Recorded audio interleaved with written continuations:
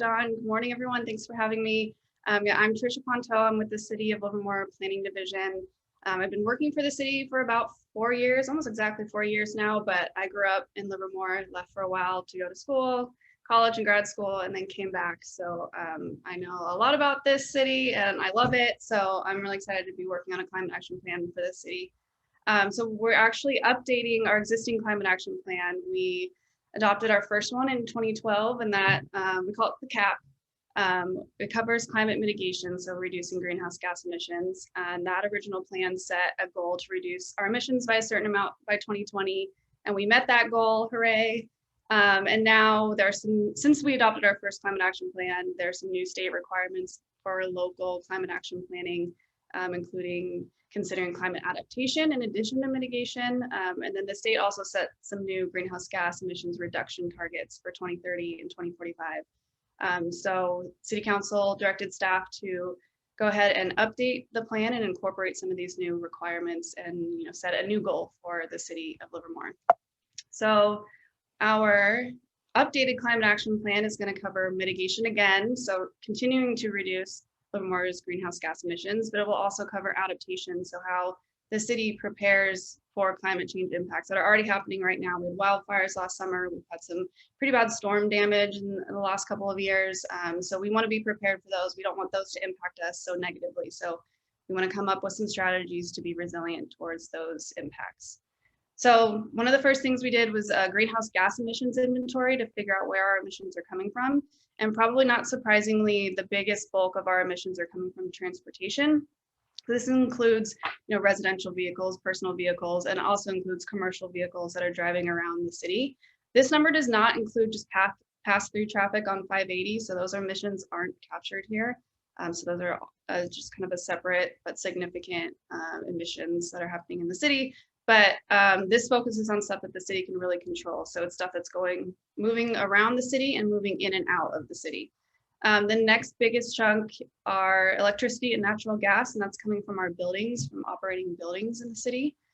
We have a small amount from waste. So when we send organic material to the landfills, it breaks down and emits methane, which is a potent greenhouse gas. So we have some emissions from our waste, and then a very tiny amount of our energy and emissions come from treating our wastewater and moving water around the city. So what the goal we're working towards right now is net zero carbon emissions by 2045, or you'll also hear the term carbon neutrality by 2045. That's consistent with the state's goal and what most jurisdictions around the state are shooting for right now. There are a handful of cities that are a little bit more aggressive than that, but in general, most jurisdictions are trying to reach carbon neutrality by 2045. So this graph, there's a lot going on it, but this part shows Livermore's historical emissions over the past 15 years or so, been trending downwards. This purple line is a business as usual forecast. So if we continue to do nothing, the state doesn't do anything, this is where we can expect Livermore's greenhouse gas emissions to go over the next couple of decades. The blue line is, if we only rely on what the state is doing or what we expect the state will do over the next couple of decades, that's where our emissions will be. So if we really want to get to carbon neutrality by 2045, which is this green line down here, we need to somehow make up for this green area of emissions. So this goal was set by our Climate Action Plan Advisory Committee, which is made up of Livermore residents. And it's, again, consistent with state goals and other jurisdictions around the state. But yeah, if we want to reach that goal, we have to have a plan that gets us on this trajectory, and we'll be updating the plan over the next few years. And but really getting us on this line of trajectory down to carbon neutrality by 2045.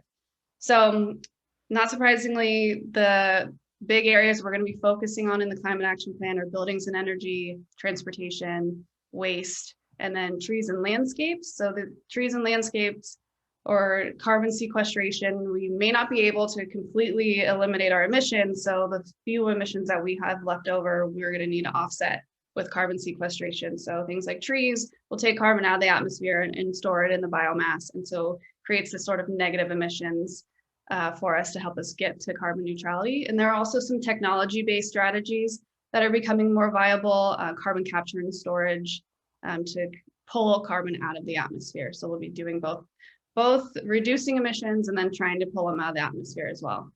So buildings and energy, our primary strategies around buildings and energy are going to be phasing out natural gas and electrifying our buildings so that we can get our electricity from renewable and carbon-free sources and phase out natural gas and other fossil fuels out of our buildings. So we're going to start with new construction and trying to electrify new construction, and then existing buildings phasing out natural gas over time as things redevelop. Transportation, which is our biggest source of emissions, we want to get people out of vehicles, and by expanding our active transportation, bicycle and pedestrian infrastructure, making these options safer and more comfortable so that people will do more of their trips by these active transportation modes. And then for the cars that are left on the roads, we want to electrify them. We want to expand our electric vehicle charging station and really promote adoption of electric vehicles so we can reduce our emissions from transportation. Waste, again, as organics end up in our landfill, they break down and release methane. So the more that we can divert food waste and organic waste from our landfills, the more our emissions will go down, and we'll promote composting and soil carbon farming with compost application. Trees and landscapes, again, these are carbon sequestration, our negative emission strategies. So we want to be expanding the tree canopy around the city, preserving open space, and making sure we have plenty of biomass to help us take carbon out of the atmosphere. For the adaptation side of it, over the next couple of decades, we are used to hot weather in Livermore, but it's going to get worse. We've had droughts before, but we can expect drought conditions to get worse as well. More intense storms and variable precipitation. So when we do get precipitation, we do get water, it's going to be in these very intense storms. And that's going to lead to our urban and creek flooding. And then, of course, wildfire risk and air quality impacts are going to continue to be a problem over the next couple of decades. So for hotter temperatures, we're going to want to make sure we have cooling centers available to residents and who don't have a place where they can stay inside and stay cool. But we do want to also help people install things like heat pumps so they have better indoor air cooling systems at home and in the workplace. And then we're going to want to increase shade and vegetation around the city so that it feels cooler even on really hot days. For drought and water shortages, I think this is a picture from Del Val during our last drought, and there's no water. So we can expect these sorts of drought conditions to get worse in the future. We want to make sure, I think someone was speaking earlier about water conservation. So certainly developing a recycled water master plan, encouraging people to convert their lawns to more drought friendly and tolerant species. So really being efficient with our water resources and conserving and preserving water resources. On the flip side, we're also going to have increased storms and flooding. So we want to make sure that we increase the permeable surfaces in our city so that water can get into the groundwater and not end up in our streets and overloading our storm infrastructure. But we do want to make sure our stormwater infrastructure is adequate for what we can expect moving forward and not just what we've seen in the past. So we want to make sure that we're maintaining our infrastructure in a way that is planning for these climate events that will be getting worse. And then wildfires and smoke. I'm sure it's all fresh in our minds from last summer, the wildfires and air quality we had. So we want to make sure we have clean air centers similar to our cooling centers. We want to adopt some fire safe development standards and make sure that homes have adequate filtration systems so they can have proper indoor air quality when the air quality outside is bad.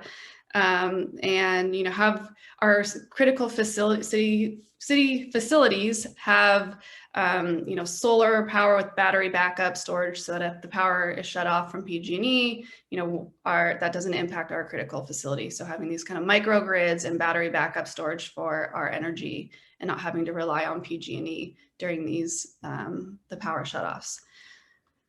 So some of the additional priorities we have for the Climate Action Plan is for the city to lead by example. We've had several council members and planning commissioners who have really indicated that Livermore should be a leader in this area. We have so many great resources like the labs in town, and the city needs to be doing its part, not just expecting residents to do it. So we want to be electrifying our fleet and electrifying our buildings and making sure our critical facilities are resilient to climate change, and just being, a leader in this area.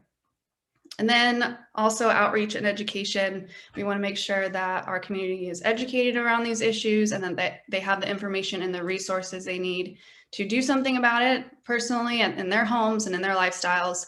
And then we want to be connecting with other organizations who are working on these types of projects, either public or private, and partner with them and just try to have this be a really community-based effort, not just the individual, not just the city, but we're all working on it together. So the benefits of a climate action plan, it's not just, reducing emissions for the fun of it, but we're going to be protecting our local habitat and recreation opportunities. We're supporting low income and disadvantaged communities by making sure that they have the resources they need to be resilient against climate change. It promotes healthier lifestyles and public health. People are biking and walking and they have clean air to breathe. So it's great for public health. And then so overall, just improving the quality of life and well-being for our residents and the local economy. We want to make sure our businesses are prepared and they're not negatively impacted by climate change. So just trying to maintain and if not improve the quality of life for Livermore residents moving forward. So if you are interested in staying engaged, like Dawn said, we're working on some focus groups right now. We have one for the business community. If you want to really dive deep into some of our strategies and share your perspectives on how it will impact the business community, either positively or negatively, and help us really refine our strategies to make sure that they're going to work for Livermore.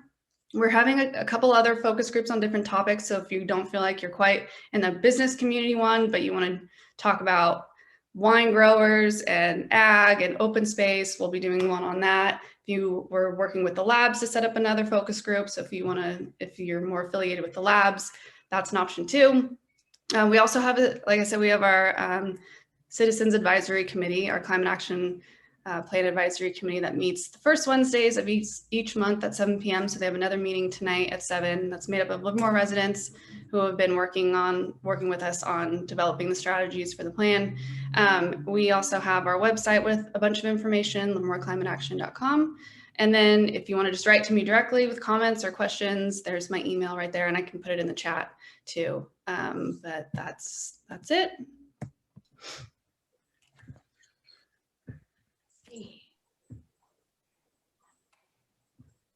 Questions for Tricia? Yes. Do you have a graphic showing how the average Livermore winter summer temperatures have varied over the past 20 years? Do you know this info? The average, can you say that again? The average Livermore winter summer temperatures have varied over the past 20 years. I think we do. I don't have that directly with me right now, but I think we may have that somewhere. It may be up on our website too. So let me follow up with you on that. And again, what is the timeline for the update before it goes to the planning or straight? Yeah, so we're doing community outreach for the next couple of months. We'll be checking back in with the Planning Commission and City Council, and then we'll put the draft plan together kind of over the summer, and then hopefully have everything finished and adopted in the fall. Thank you.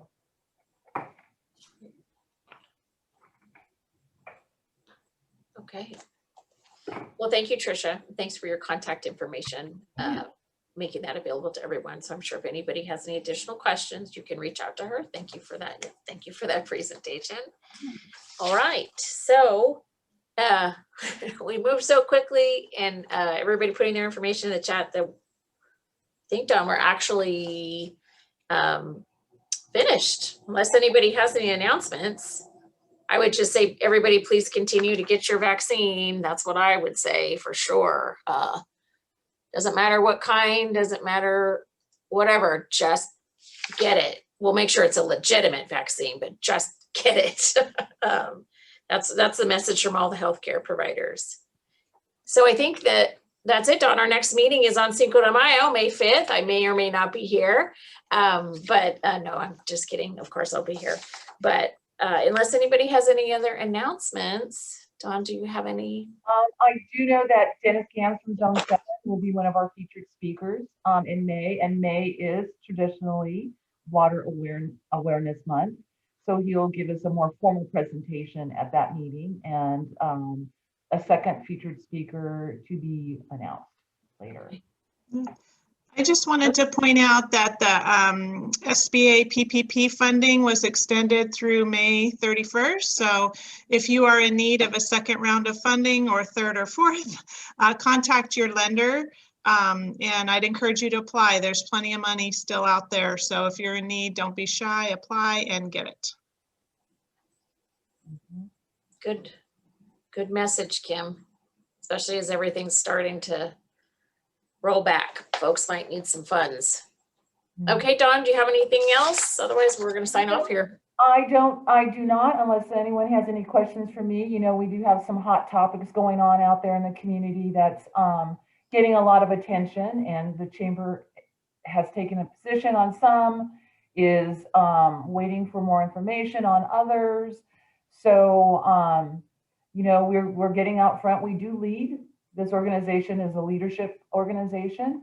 You know, I know the solar project and the Aramis Intersect project has created a bit of angst for some folks out there, but we remain steadfast in that.